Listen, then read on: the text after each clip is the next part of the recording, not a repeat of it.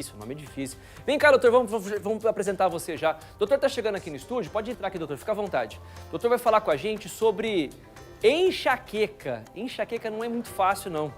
Porque as pessoas sofrem, né, doutor? É um negócio que é uma dor que vai latejando na cabeça. E se a pessoa não... Tem gente que fala assim, tem que tomar 2 remédios e mesmo assim não adianta. Tem que deitar num quarto escuro, fechar o olho, colocar um algodão no ouvido e o negócio não passa.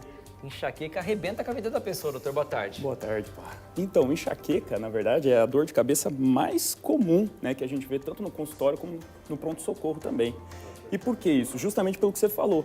É uma dor que ela geralmente ultrapassa um limiar do moderado, já chega a ser uma dor grave, uma dor forte, que a pessoa toma um remédio, não melhora muitas vezes. Às vezes vai parar no pronto-socorro por alguma medicação endovenosa, né? Nossa, é muito complicado. Tem uma reportagem que a gente preparou falando sobre alguns hábitos que a gente pode mudar, que nos ajudam a não sofrer tanto com a enxaqueca, especialmente o que a gente come e o que a gente bebe. Vamos ver, daqui a pouco eu continuo o papo com o doutor. A dor é enorme. Às vezes beira o insuportável. Na parte de trás da cabeça, e aí eu sentia, vinha um pouco para a parte das vistas, na visão ali um pouco. Para melhorar as crises de enxaqueca da Graziele, só com medicamento e saindo de ambientes claros. Quando eu estava em casa, poderia deitar, daí eu deitava.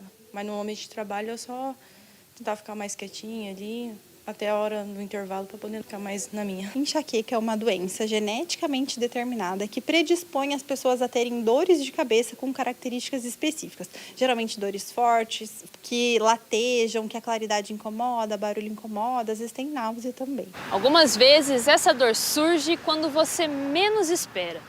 De acordo com a Organização Mundial da Saúde, 15% da população sofre com a enxaqueca. Parte pode relacionar algo que comeu com o motivo da dor, mas nem sempre esse foi o causador da crise. Tem vários gatilhos que são associados a uma crise de enxaqueca. Por exemplo, o estresse é um dos gatilhos mais comuns, mas, por exemplo, dormir pouco ou dormir em excesso também. O período menstrual nas mulheres é muito clássico, assim, de causar dor e muitas vezes dor com um padrão pior também.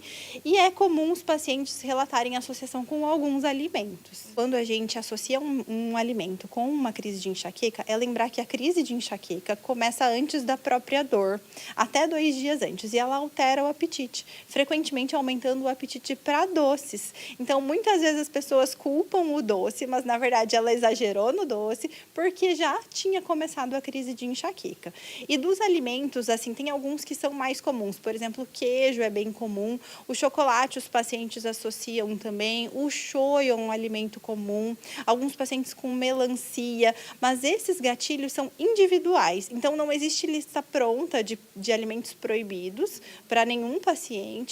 Mas se o paciente percebe que algum alimento repetidamente causa crise, ele pode tentar evitar e ver se melhora o padrão. Bebidas alcoólicas têm sim histórico em serem causadoras de enxaqueca. Não se sabe exatamente por que acontece e tem relação com qual o tipo de bebida alcoólica. Então, às vezes o paciente tem o gatilho por exemplo, para o vinho, que é o mais comum, o vinho tinto, mas para a cerveja não tem. E isso é muito individual. Existem pesquisas sobre a relação entre a alimentação e a enxaqueca, mas nada que tenha tido um resultado definitivo até o momento. Ainda estamos tentando entender. Mas o que a gente sabe é que dá para melhorar muito as crises de enxaqueca e que o tratamento não é ficar tirando um monte de coisa da dieta. Em alguns casos, medicamentos devem ser a solução, mas com orientação médica. 77% da população brasileira tem o costume de se automedicar, de acordo com um levantamento feito pelo Conselho Federal de Farmácias. Mas isso só piora o quadro. O uso frequente de analgésicos para enxaqueca sem prescrição pode fazer com que o corpo passe a não controlar a dor de forma correta. Por isso, um neurologista deve ser consultado, até porque, em alguns casos, só readequar a rotina já é a salvação. Manter um peso saudável é super importante para a enxaqueca, porque a obesidade é um fator que piora o padrão da enxaqueca. Beber bastante líquido ao longo do dia também. Evitar o excesso de cafeína e não fazer jejuns, porque os jejuns são gatilhos muito frequentes de crise de enxaqueca, mais até do que alimentos em específico. Para quem já se livrou da dor fazendo o tratamento correto, é um alívio. Tem atualmente crise de enxaqueca? Graças a Deus, não. Nossa, é um alívio tremendo. O doutor Gabriel está aqui comigo no estúdio. Doutor, pergunta prática. Pessoa que sofre de enxaqueca, o que ela tem que fazer na hora? Ela já tem que tomar o remédio assim que ela começou a sentir? Ela vai deitar, ela sai do trabalho? O que tem que fazer na prática para não agravar mais esse caso e ter que parar no hospital? Pensando que a pessoa realmente tem enxaqueca, já passou por um neurologista, está diagnosticada, e aí começa a ter a dor, né? Até antes da dor, geralmente, como a doutora Aline falou, tem uma fase prodrômica, em que ela já começa com algum sintoma, uma lentidão para pensar, muitos bocejos às vezes.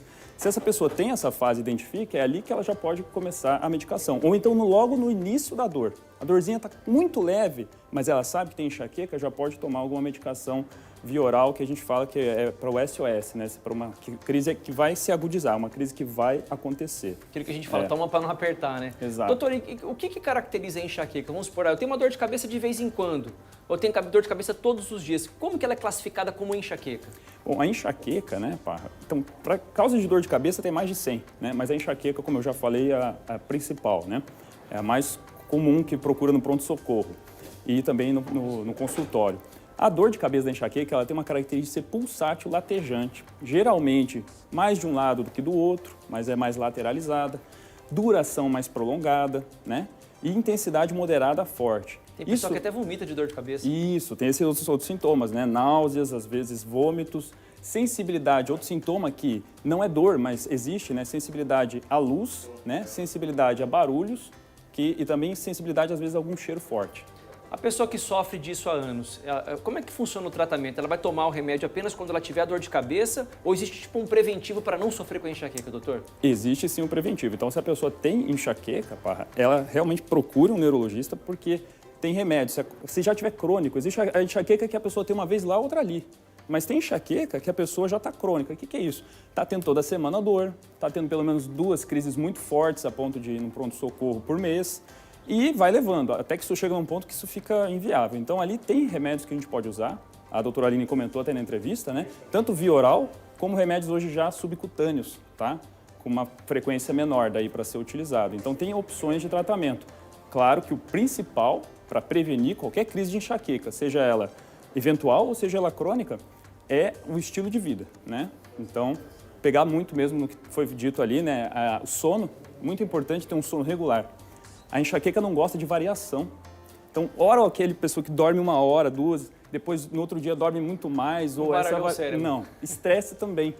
Isso hoje em dia está no nosso dia a dia, né? Então, variações de nível de estresse. Não é assim uma pessoa que tem estresse todo dia, mas o trabalho dela é sempre estressante e geralmente ela talvez não tenha tantas crises, mas a pessoa que varia o estresse, aquele estresse súbito, né? Algo ruim, né? De surpresa ou alguma coisa hoje, você vai ter que fazer tal. Isso pode sim desencadear também as crises. Então, controlar o estresse, controlar o sono, controlar a alimentação.